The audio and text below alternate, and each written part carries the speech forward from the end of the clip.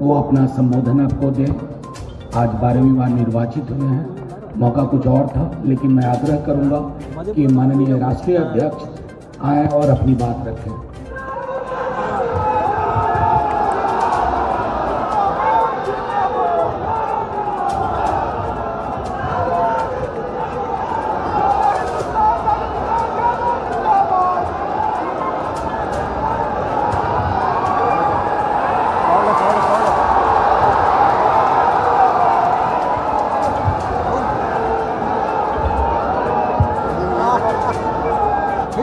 दे दिया 3 दिन के चक्कर में शपथ हो गई ना, टेंशन मत लो। शपथ में अधिवेशन में आए हुए देश भर के सभी जब 5 बारी 5 साल में 6 बारी शपथ ले सकते हैं। मंच पर बैठे हुए सभी नेतागण, भाइयों और बहनों,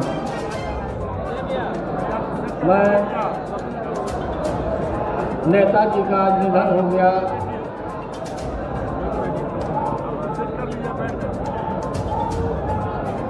और हमने, अरे रुको ना,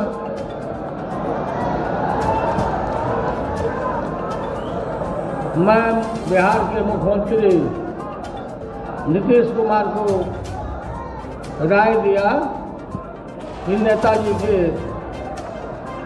सम्मान में राजकीय शोक दिवस मनाया जाए, और एक दिन का राजकीय शोक घोषित हो गया है बिहार में।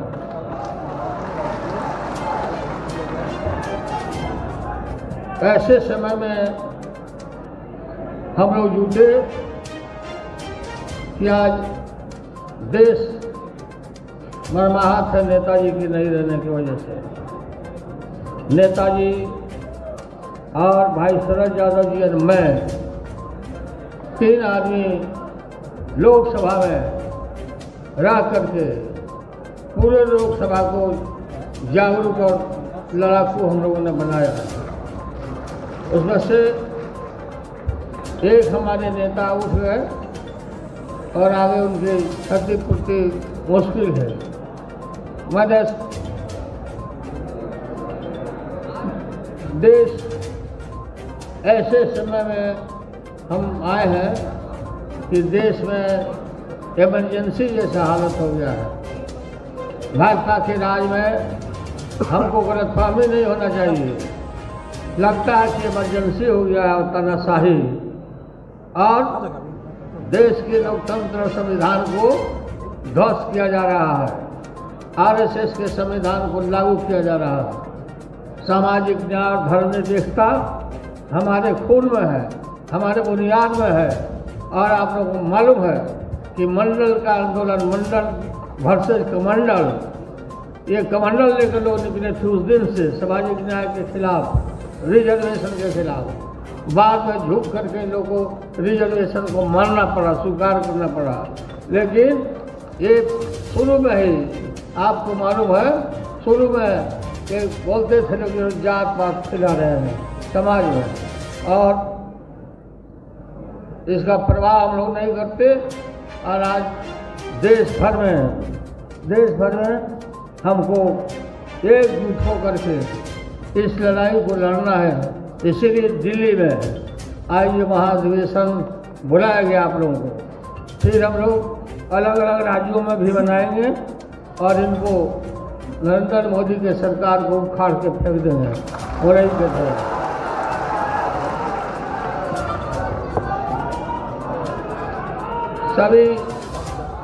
सभी साथी लोगों को, सभी कार्यकर्ता लोगों को मैं एडवाइस करता हूँ कि एकताबद्ध रहना चाहिए, एक होकर के। और एकता के बल पर ही ये सारा देश में आप मजबूती ला सकते हैं। ये पूरे सोसाइटी को कम्युनलाइज कर दिया है, पूरा सांप्रदायिक रंग दे दिया है। हर बात में मुस्लिम मुसलमान, मस्जिद, मंदिर, इसकी लड़ाई लड़ रहे हैं। कमर तोड़ महंगाई है, जब से भाजपा आई है, बेरोजगारी है, लज्जाई बेबस है। लोग बोला था कि स्विस बैंक से हम लाएंगे रुपया, स्विस बैंक से रुपया लाएंगे और प्रत्येक भारतीय के खाता में एक 15-15 लाख रुपया जमा करेंगे। लोगों ने पास खोल लिया। कहाँ गया वो रुपया? बताओ कहाँ गया रुपया? नरेंद्र मोदी को बताना पड़ेगा क्यों झूठ बोला, और झूठ बोल के फेंक बोल के ये लोग शासन में आए हैं। और सारा देश अब समझ गया इनको, सब लोग समझ गए, सब वर्ग के लोग समझ गए कि नहीं भाई नरेंद्र मोदी को हटाना चाहिए, भाजपा को हटाना चाहिए। इसलिए हम लोग देश भर के तमाम पॉलिटिकल पार्टी कांग्रेस के साथ सब लोग मिल करके, ये बड़ी पार्टी के साथ ही हम लोग मिलकर और एकता बना रहे हैं। एक अम्ब्रेला के नीचे सब लोग को आना पड़ेगा। जो नहीं आएगा, जो दल नहीं आएगा उसे देश माफ़ नहीं करेगा, देश की जनता माफ़ नहीं करेगी। और पूरा टाइम हम इसमें लगाएंगे, खपाएंगे और हम इस दिशा में काम ही कर रहे हैं। जब यह काम शुरू किया तो उधर CBI का फरमान चलाया। जब जब हम लोग उठते हैं तब तक ये लोग ED और CBI का छापा मारो। छापा से हम लोग डरने वाले हैं क्या? तुम्हारे में वह समझिए है, छापा मारो, आपको छाप देंगे हम लोग।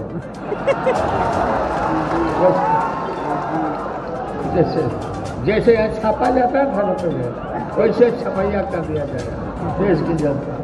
और आप लोग ने पूरा, मैंने कल भी कहा था कि जो भी बात करना है, नीतिगत बात हो, जो भी हो, वो deputy chief minister Tejashwi Yadav ji बोलेंगे, बाकी लोग नहीं बोलेगा और जाके कम्युनिकेट करेगा। कोई बात है तो राय दे देंगे, लेकिन अलग अलग बात को नहीं उठाएंगे। हम नेताजी के संस्कार में हम जाते, अखिलेश जी से बात किया, लेकिन हम सिंगापुर जा रहे हैं कल स्वास्थ्य चेक कराने के लिए, इसलिए हम नहीं जा रहे हैं। और तेजस्वी यादव को हम वहाँ भेज रहे हैं। ये जा रहे हैं तेजस्वी सफाई में शरीक हो गए उनके संस्कार में नेताजी के। आप लोग को मैं धर्म जितना लोग जाए ज़्यादा लोग बाहर खड़ा, जितना वर्कर खचाखच भरा है। और इसमें इसी तरह से हमको एकजुट रहना है और इनको हटाना है। तो सब लोग हाथ उठाओ, हटाओ कि नहीं भाई साहब, हटाओ बस करो। भाजपा बोलता है, भाजपा भारत जलाओ पार्टी है, शुरू से हम बोलते रहे। भाजपा का मतलब भा और जो का मतलब जलाओ, आपा मैंने पार्टी, ये यही है। झूठ प्रेम में चलते हैं और इनको हम लोग उखाड़ के फेंकेंगे एक टावर को करके। आप लोगों को बहुत बहुत धन्यवाद, बहुत बहुत शुक्रिया। आप लोग इतना आए हो और बहुत आपने मुझे राष्ट्रीय अध्यक्ष चुना, राष्ट्रीय अध्यक्ष चुना आप लोगों ने। आपके प्रति आभार मैं व्यक्त करता हूँ और आप लोगों को धन्यवाद देता हूँ। और आपका चुना हुआ ये वोट दिया हुआ व्यर्थ नहीं जाएगा। बहुत बहुत धन्यवाद, जिंदाबाद। नेताजी अमर रहे, सिंह यादव अमर रहे, समाजवाद अमर रहे। जय हिंद।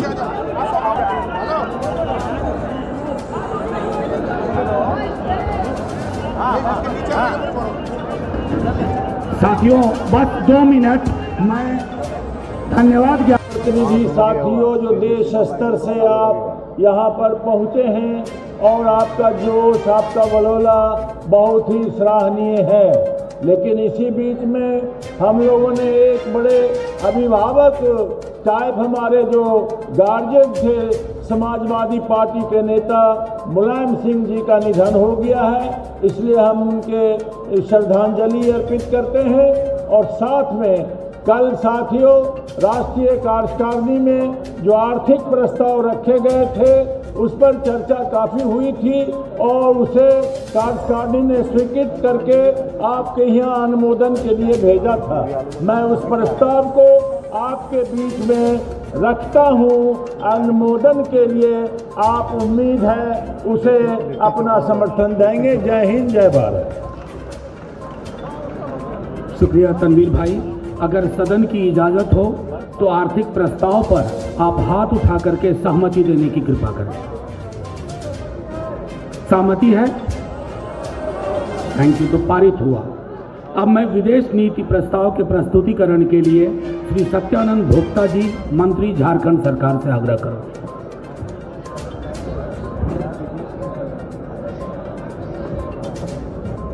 राष्ट्रीय अध्यक्ष माननीय लालू प्रसाद यादव जी, देश के युवाओं के धड़कन, बिहार के उप मुख्यमंत्री माननीय तेजस्वी प्रसाद यादव जी, माननीय सांसदगण, माननीय विधायकगण, माननीय मंत्रीगण, देश भर से विभिन्न राज्यों में समेत प्रदेश अध्यक्षगण, युवा भाइयों एवं बहनों, इलेक्ट्रॉनिक मीडिया एवं पत्रकार भाइयों, अभी विदेश नीति के विषय में कल कार्यकारिणी के बैठक में कई चर्चाएं हुई और अभी आप लोगों के बीच विदेश नीति के प्रस्ताव पटल पर सदन में रखता हूं। समर्थन के लिए बहुत बहुत धन्यवाद। माननीय सत्यानंद भोक्ता जी, मंत्री, झारखंड सरकार ने विदेश नीति का प्रस्ताव जो कल चर्चा में था, आज आपके समक्ष रखा है। क्या उस पर आपकी सहमति है? आपकी सहमति से इसे पारित माना जाए? शुक्रिया। अब मैं संविधान संशोधन प्रस्ताव एवं हमारे माननीय राष्ट्रीय अध्यक्ष को कुछ मामलों के लिए अधिकृत करने के संदर्भ में श्री भोला यादव जी से आग्रह करता हूं, वो आए। राष्ट्रीय जनता दल के नवनिर्वाचित राष्ट्रीय अध्यक्ष आदरणीय लालू प्रसाद जी को सबसे पहले मैं बधाई देता हूं और साधुवाद देता हूं, जो वो आज भारी मतों से करीब 1 करोड़ राष्ट्रीय जनता दल के सदस्यों ने इनका निर्वाचन किया है, इन्हें चुना है। इसके लिए मैं उन्हें आप लोगों की तरफ से भी और सदन की तरफ से भी बधाई देता हूं। मंच पर आसीन हमारे आदरणीय नेता तेजस्वी प्रसाद यादव जी, सभी सम्मानित मंचासीन साथीगण, सभी आए हुए माननीय विधायकगण, पूर्व विधायकगण, सांसदगण, पूर्व सांसदगण और दूर दूर से जितने भी डेलीगेट राष्ट्रीय जनता दल के राष्ट्रीय परिषद और खुला अधिवेशन में भाग ले रहे हैं, उस सबका मैं सम्मान करता हूं और मैं ये प्रस्ताव रखता हूं कि राष्ट्रीय जनता दल का संविधान एवं नियम के धारा 35 के अंतर्गत संविधान में परिवर्तन करने के अधिकार के तहत पार्टी संविधान के नियम की धारा 30 में यह प्रस्ताव करता हूं कि राष्ट्रीय जनता दल के नाम या इसके चुनाव की लालटेन से संबंधित और अन्य जुड़े हर मामले में अंतिम निर्णय माननीय राष्ट्रीय अध्यक्ष श्री लालू प्रसाद या राष्ट्रीय जनता दल के सम्मानित नेता श्री तेजस्वी प्रसाद यादव का ही होगा। ये सर्वाधिकार सिर्फ लालू प्रसाद या श्री तेजस्वी प्रसाद यादव में ही सन्निहित होगा। यदि आप लोग इसके पक्ष में हैं तो हाथ उठा करके समर्थन कीजिए और ये प्रस्ताव ध्वनि मत से हाथ उठा करके सभी सदस्यों के द्वारा पारित किया गया। ये प्रस्ताव पारित हुआ।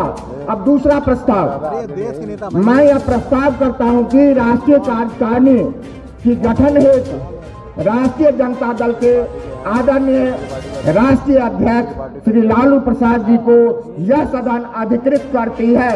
इस प्रस्ताव के पक्ष में यदि आप लोग हैं तो हाथ उठा करके समर्थन कीजिए। ये प्रस्ताव भी पारित हुआ। अब मैं अपने समाजवादी आंदोलन के पुरोधा और हम लोगों के अभिभावक श्री मुलायम सिंह यादव जी के निधन से मर्माहत हूँ, आहत हूँ। मैं उनके प्रति श्रद्धा सुमन अर्पित करता हूँ। बहुत बहुत धन्यवाद।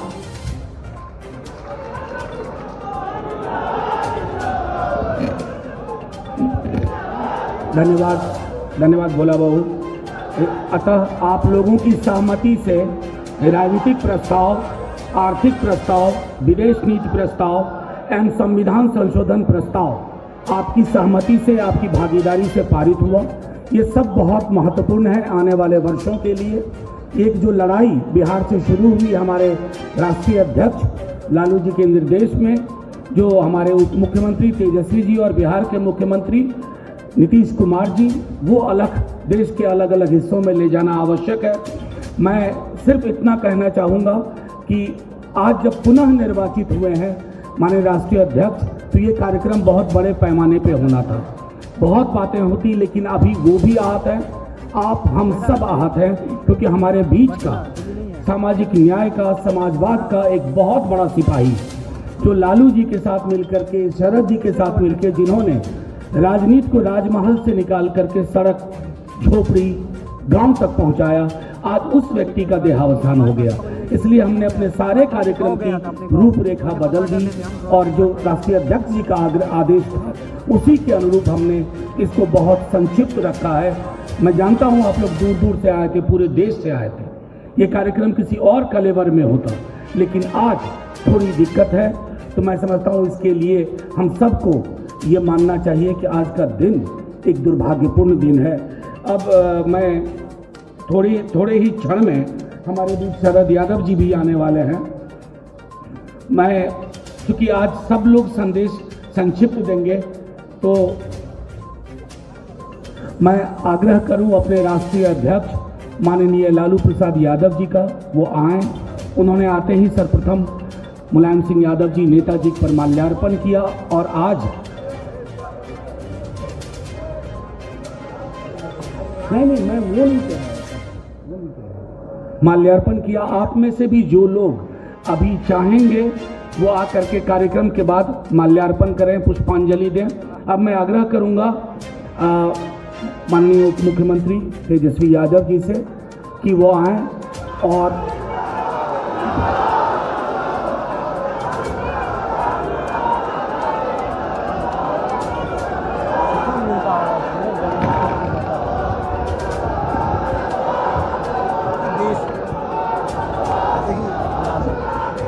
सबसे पहले राष्ट्रीय परिषद एवं खुले अधिवेशन में ताल कटोरा स्टेडियम में मंच पे उपस्थित राष्ट्रीय जनता दल के राष्ट्रीय अध्यक्ष आदरणीय लालू प्रसाद जी, पार्टी के सभी वरिष्ठ नेतागण, अलग अलग देश के प्रदेशों से आए हुए हमारे सभी नेता, पदाधिकारी, कार्यकर्ता, मीडिया के हमारे साथीगण और भाइयों और बहनों, सबसे पहले आज बड़ी दुख की बात है कि आदरणीय नेताजी जो समाजवादी, आप कह सकते हैं समाजवादी वट वृक्ष थे, एक प्रख्यात समाजवादी नेता रहे, लोकप्रिय राजनेता रहे, कुशल प्रशासक रहे, पिछड़ों और गरीबों और किसानों के जो नेताजी आज हम सबों के बीच नहीं रहे, इसका हमको गहरा दुख है। आदरणीय नेताजी से कुछ दिनों पहले राष्ट्रीय अध्यक्ष जी लालू जी के साथ हम मेदांता अस्पताल गए थे उनका हालचाल जानने। उस वक़्त PCU में भर्ती थे, तो हमारी और राष्ट्रीय अध्यक्ष जी की मुलाकात अखिलेश जी से हुई और हम लोगों को लगा उस समय की सेहत में सुधार हो रहा है, तो अच्छी बात है। लेकिन आज सुबह जब ये खबर निधन की पता चला तो हम सब लोग जो है मर्माहत हैं। नेताजी को धरती पुत्र के नाम से भी जाना जाता है। देश के रक्षा मंत्री के साथ साथ उत्तर प्रदेश के जो देश का सबसे बड़ा प्रदेश है उसके कई बार मुख्यमंत्री भी रह चुके और हम लोगों से तो पारिवारिक रिश्ता भी है। हमारी बहन उनके घर में ब्याही है, तो हम लोगों को बड़ा खेद है और दुख है इस बात का कि आदरणीय नेताजी आज हम लोगों के बीच नहीं है। समय समय पर हम लोगों को लगातार उनका आशीर्वाद मिलता रहा है और आज हम सब लोग आज के दिन आदरणीय लालू जी को आप सब लोगों ने मिल करके राष्ट्रीय अध्यक्ष बनाने का काम किया है पुनः। इसके लिए आप सब लोगों को हम धन्यवाद देते हैं, बधाई देते हैं। और आदरणीय शरद जी हम लोगों के बीच आए हैं, हम उनका भी आज के कार्यक्रम में अभिनंदन करते हैं, स्वागत करते हैं। बैठवा दीजिए।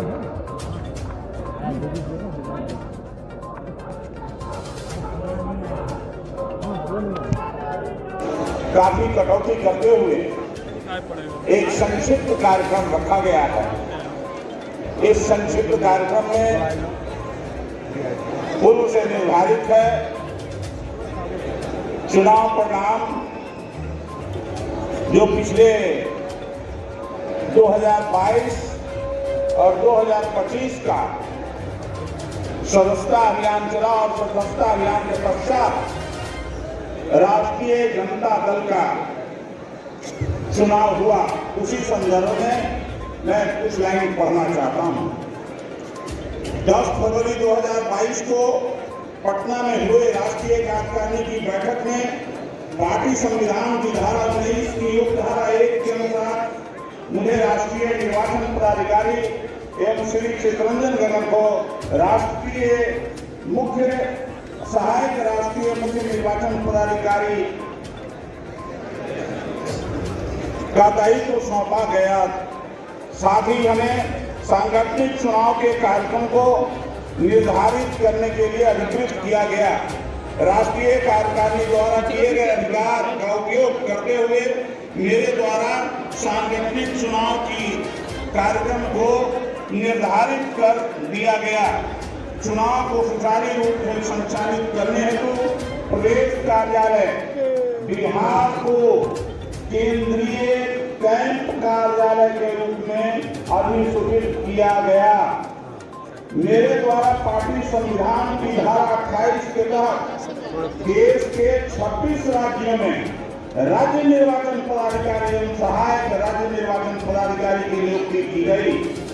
उन्हें अपने अपने राज्यों में जिला निर्वाचन पदाधिकारी मनोनीत कर पार्टी संविधान द्वारा दिए गए निर्देश तथा मेरे द्वारा निर्धारित कार्यक्रम के अनुसार निष्पक्ष एवं पारदर्शी तरीके से चुनाव कराकर राष्ट्रीय कार्यालय दिल्ली में दिल्ली एवं राष्ट्रीय कैंप कार्यालय पटना को प्रतिनिधित्व करने का निर्देश दिया गया। विभिन्न स्तरों के चुनाव पदाधिकारियों के मेहनत का प्रतिफल